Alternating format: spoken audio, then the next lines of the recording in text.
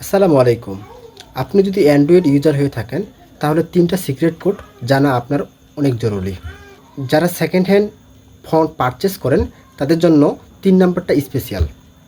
আর যারা আমার চ্যানেলটা এখনও সাবস্ক্রাইব করেন নাই অবশ্যই সাবস্ক্রাইব করে দিবেন।